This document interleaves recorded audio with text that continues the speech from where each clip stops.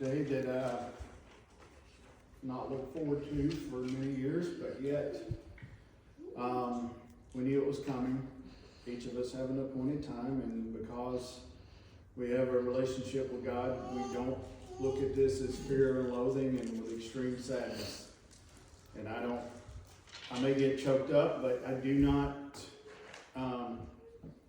want to appear any sadder than I should, because I know Mom is with Dad, and I know that she's with Jesus. And good Lord brought her home, and she didn't have to suffer. Amen. And so, sure, I'm going to miss her, and I won't try to sugarcoat that, but it's been a blessing that I've had 7 years that I probably wouldn't have had since my dad's passing, and then she's been out there and lived with us. So, first of all, thanks to each and every one of you for coming, and thank you for the prayers. Thank you for staying in touch with us over the past 7 years, and of course, many of you know Mom for much longer than that. So, a deep debt of gratitude to each and every one of you. Kind of wanted to say a few words just to kind of tell you some things that you may or may not know, and some things that that have happened over the last few years, just so you knew what all had happened with Pat. And since you didn't get to see everything, she would post on Facebook some things, but a lot of times we'd have to post it for her. So it's kind of us helping her keep up with everything. One of the funny stories that happened in the hospital was every time we would go and get a new nursing staff, either while she was doing her battle with C. diff or while she was doing her battle with the impacted bowel and then cancer treatment, they would always say, "Now your name's Beatrice. Where did Pat come from? Or do you want us to call you Pat? Do you want us to call you Beatrice?" And it was like the nurses couldn't decide what they wanted to do, so they'd all kind of look at her and start giving her a question. Well, she'd usually say, "Oh, just call me Pat." Well, that would be for most nurses, that was the standard answer, and it would go on. But then there was a couple nurses that really pressed her. They were like, "But how? But why?" And she would start explaining that her aunt had nicknamed her Pat, and she'd actually given her a couple of options. And one of them was something to the effect of Spunky, and the other one was Pat. And she said, "I made Pat stick." And so she said, "I was not going to go with Spunky. I was going to go with Pat, and I was going to make it stick." And that was the end of that. So, over the years, a lot of people ask us about that. And so that's how it went on. Of course, you guys, several of you are from here and grew up with her and went to Coleman High School with her, and then of course known her throughout her time with the chamber. But then she also she worked at Redstone Arsenal right out of high school, and so she would tell me stories about working at Redstone, and I always loved listening to them, especially when I was a kid and then as I grew up. One of the stories was when they were test firing the Saturn V Saturn rockets there at Redstone Arsenal, and they made her evacuate the building. And so she would have to leave the building with a lot of the civilians there, and then they would go outside and they would have to turn away, and then they'd test fire the rocket. Well, she had to keep a broom handle and a dustpan in her desk, because quite frequently the windows would shatter and she'd have to clean the glass off her desk. So that was always one of those stories that she loved to tell. Also, for those of you who remember, in the Huntsville airport, there used to be a moon buggy wheel that was up above the entrance there in Huntsville.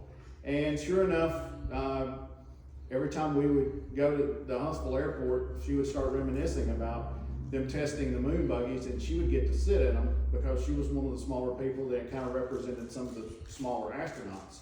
So she got to do that, and that was a lot of fun. But then she said, "Then you come along," and I got kicked out of the test seat because I was pregnant. They wouldn't let a pregnant lady bounce up and down in the moon buggy. So anyway, that's a lot of the fun. I believe Mom loved Huntsville. She would frequently look at me, and when she'd call me and say, "When are you coming home?" And I'm like, "I'm not sure." And I said, the plane tickets are expensive going to Birmingham, they're expensive going to Huntsville. She said, well, if you'll go to Huntsville, I'll pay for the ticket.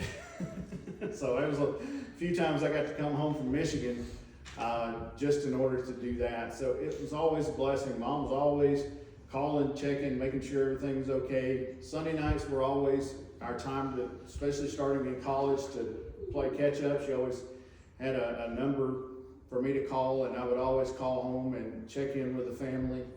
And just, Mom always wanted to hear my voice. So,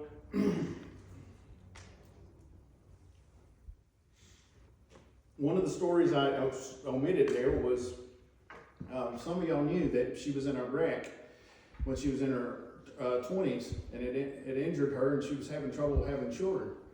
Well, I was the only child, so you could call it a miracle, you can call it whatever you want to call it, blessings from above. And yet she sacrificially gave for my benefit. She eventually left Redstone and worked here in Coleman the rest of her years. And so I've always been grateful, and I always had gratitude toward my mom for the sacrifice she made.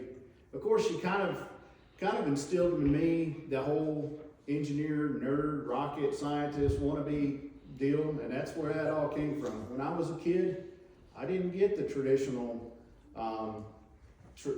toys. I didn't get dolls and stuff like that. I got rockets, and they were from the people at Redstone. They would give me rockets, and they would launch them. They were like plastic Saturn V rockets. So I tell everybody I didn't have a choice as a kid. I was kind of set on that path from an early stage, and I credit my mom for doing that. And between her and my dad and his mechanical aptitude, I kind of had a little bit of a ways to go. So that kind of set me on my way. Now, y'all know for a lot of years she didn't go to church, but and I was looking to see, but Bonnie Huffman had stepped out. She always snuck me off to Bethsaida, and wherever Bonnie and Mickey Huffman were going to church, she always slipped me off with them to go to church and go to vacation Bible school as a kid. She was bound and determined that I was going to hear about the Lord one way or the other, even when my dad wasn't going to church. So I give my mom a lot of credit for maintaining her faith and her diligence and trying to instill that in me. So I want her to be remembered for that. And of course, if you know our family, we come through several generations of people who've been in the ministry or deacon, and so it's been ingrained in me, and I'm grateful to have been in a family that knows and loves the Lord, and want to make sure that that's a strong thing to bring through your family and your family ties. So one of the things that she loved, and you guys all knew it, you see it on her Facebook all the time, was being grandma.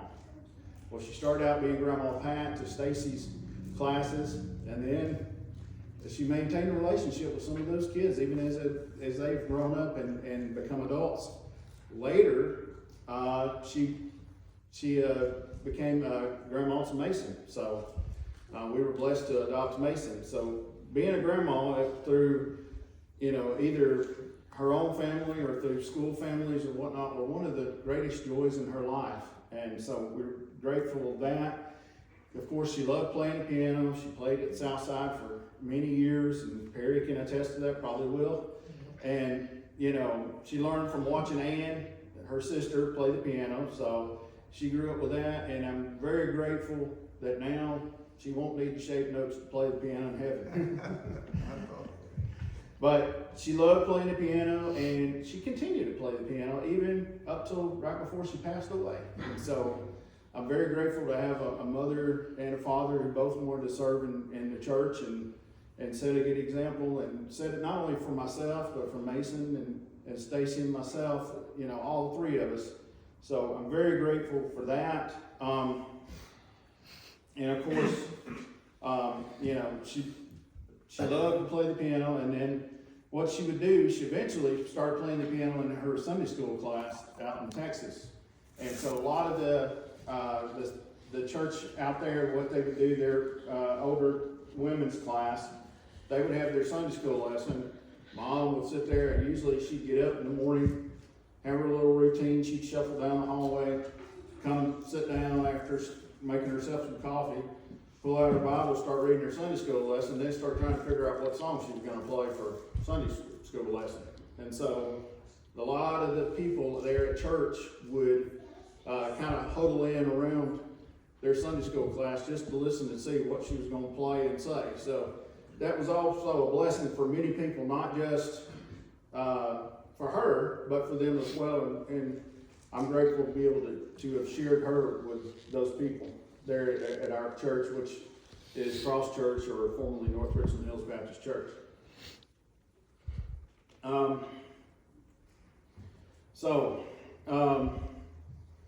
About a year before Bill passed, we're sitting on the front porch in Forney, and you probably see pictures of them sitting on the rocking chairs, Mom and Dad. Dad pulls me aside and makes me go outside, and it's 105 outside. He loved it. He loved the heat, especially with his MS. I was like, I feel like I'm standing next to a blast furnace and wanted to be anywhere but sitting right there in that rocking chair. But my dad pulled me aside and said, look, I need you to take care of your mother when I pass. He said, if you look at the legacy of the Wright family, the men in the family don't last much past 75 years old. I'm going to be 75 soon. So he had already started thinking about it. And so he had me promise him, that was his dying wish. And then of course, when he was brought to Texas in 2018 for a rehab, he reiterated that promise. And so I wanted to honor his wishes and honor my father and honor my mother, just like the Bible asks us to do.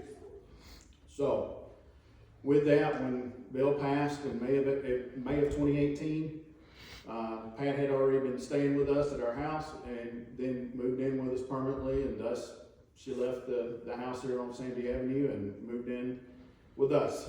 So once she moved there, what's Pat been up to? So she's been brought about as far out of her comfort zone as we could take her. And I laugh when I say that, and it's not anything mean or sly or cynical, but what it amounted to was we love what we know, and we know what we love. And we love Coleman, but you know, there were things that she didn't get to experience in Coleman that she got to experience in Dallas-Fort Worth. For one, she got to go to the zoo. She loved being with Mason and went to the zoo with Mason. So that was a new thing for her in 70 plus years. She got to go to the zoo. She got to learn about this thing called Tex-Mex. and we wore her out with Tex-Mex, and sometimes she would go order the chicken fingers or the hamburger or whatever, but then there were times that she would order a taco salad, something along that line. And that was a really good time. And of course, we exposed her to Chinese food and other things. But then we just got her out and just took her to different places in Texas as well, and let her see, you know, things that she didn't get to see when she was still living here. And so we got to spend a lot of time together. We went to Colorado one year for Christmas. And so it was a lot of times that you just can't put a value not only on the time, but on the experience. So we got to do a lot of things like that otherwise we didn't get to do. We also put her on a boat one time and got her seasick. We took her dolphin watching at Destin, and so she got really sick, and so she wanted to be with Mason and all that, but then that happened, and then also the driving in Dallas sometimes was a little much. If you thought driving in Birmingham's bad, just go try to drive in Dallas. You know, there's 5.2 million people in Alabama, and there's 8.1 in Dallas-Fort Worth. So there's more people in that little section of town than anything. Being Mason's grandma, or as Mason said, grandma, and they were sidekicks. They were together a lot, and it brought her such joy. And that was one of the great things, is she was able to spend 7 years with Mason, watching him grow up. And you see a lot of pictures up there with her and Mason, and rightfully so, because she wanted to be with him. She wanted to see him grow up, and she got the 7 years that she otherwise probably wouldn't have. And I know she was ready to go. And let's just be honest with you, she would miss you guys. She would talk about being sad and wanting to come back to Alabama, but she also had kind of a fear of missing out of things that was going on in his life.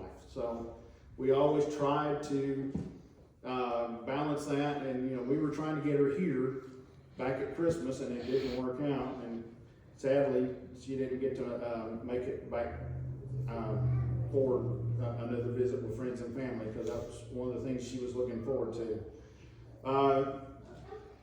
Like we said, she's been very active in her class. She was still driving. She's still going getting stuff.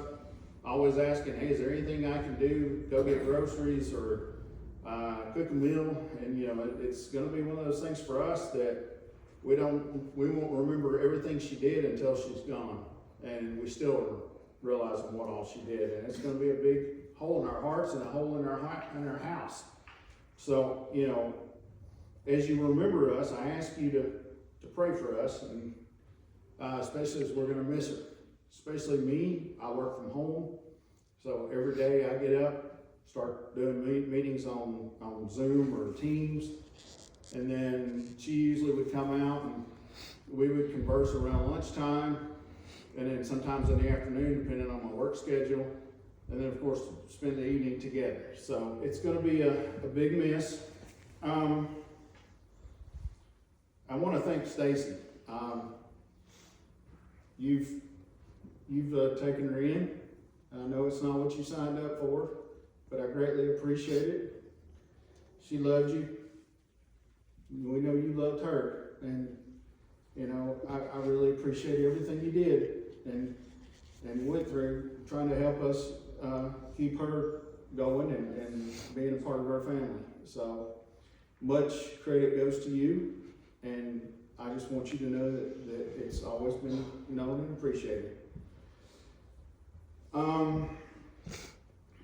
Just a few words about the last few weeks. Some of you've heard this, and this is basically for the benefit of those who didn't know this. We tried very hard over the last few weeks. We were starting to see some things that were not normal. Pat had contracted C. diff, and if you guys remember, Bill contracted C. diff 11 years ago, and it really took Bill down, and he ended up in a rehab facility and a long-term stay in the hospital as well. When we heard about C. diff, we kind of had a little bit of PTSD, so to speak, because we were kind of like, oh no, here we go again. The C. diff hurt Pat, but it didn't affect her near as severely as it did Bill. And a lot of hers was dehydration and just getting her electrolytes and her stats out of balance. Well, the hospital stay for the C. diff was only 4 days. She come out, she'd been pumped full of fluids and IVs. She'd become swollen to the point she could even put shoes on. Then they started trying to drain it out. Well, stats start going out of sorts again. Well, then still having trouble breathing because she's got fluid in the lungs and whatnot. And then we finally just, we're chasing one thing after another. Well, we don't get very far, and yet Mom is still, when are you going on your business trip? When are you going on your business trip? I'm like, well, I think I might need to do it. Oh, you're going on your business trip. Well, I went on my business trip, get to Milwaukee. Mom's not getting out of bed. I'm calling her, trying to find out what's going on, and making sure she's taking care of Minnie. Minnie's our big golden doodle, as you've probably seen. Anyway, Minnie not getting out. Mom doesn't get up.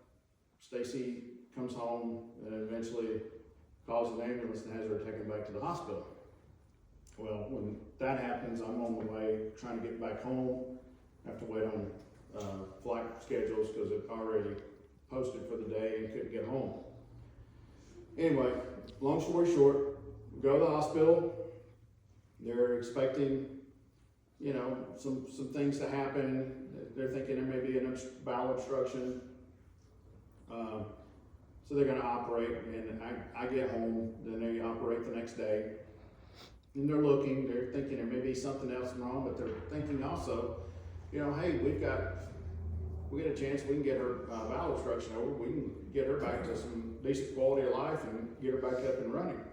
Well, the bowel obstruction was just the iceberg. The major problem was they found widespread metastatic cancer in her abdomen, in her colon, especially concentrated around the appendix. They found it in the ovaries and other areas, going all the way up into the fluid cavities around the lungs. So now we're going from years and months of life expectancy now to months and weeks. Let's see what we can do to make Pat comfortable. We tried several measures. During that time, she developed pulmonary embolism, and we didn't know what was going to happen. It seemed like there may be just a small setback, and then she'd get back, and then all of a sudden, here the prognosis turns again. It starts getting more grim. Well, she starts recovering from the embolism, but then the cognitive decline starts, and then they start seeing more fluid coming back and forth. And then they kept trying, and we went through several things to exhaust all measures. And basically we spent from Thursday of that week to last Sunday, trying to exhaust all the measures. The doctors advised us to put her in hospice, to not let her suffer, because they basically said you may prolong her life a couple more weeks, but you won't have the quality of life, and you'll probably make her suffer. So we conferred as a family, made the decision to put her in hospice. We didn't want her to suffer. We didn't want a prolonged deal like Bill went through. And then over the next couple of days, we said our goodbyes and went on, because the doctors had told us that it would just be probably a matter of 2 to 3 days, because her body just could not take much more. So, you know, we exhausted the efforts. We felt like we did what we could do, that we tried to honor her and Bill's dying wishes as best we could. So we know that she loves you guys. We know she misses you. We missed you. We wish we would have been able to bring her out here more often, and unfortunately we weren't able to. Hopefully, and I ask you guys to remember this, numerous points in the Bible reminds us to look after the widows and the orphans. The widow portion is complete. The orphan portion is still underway. Pray for us to complete the mission in a God-honoring way. Thank you.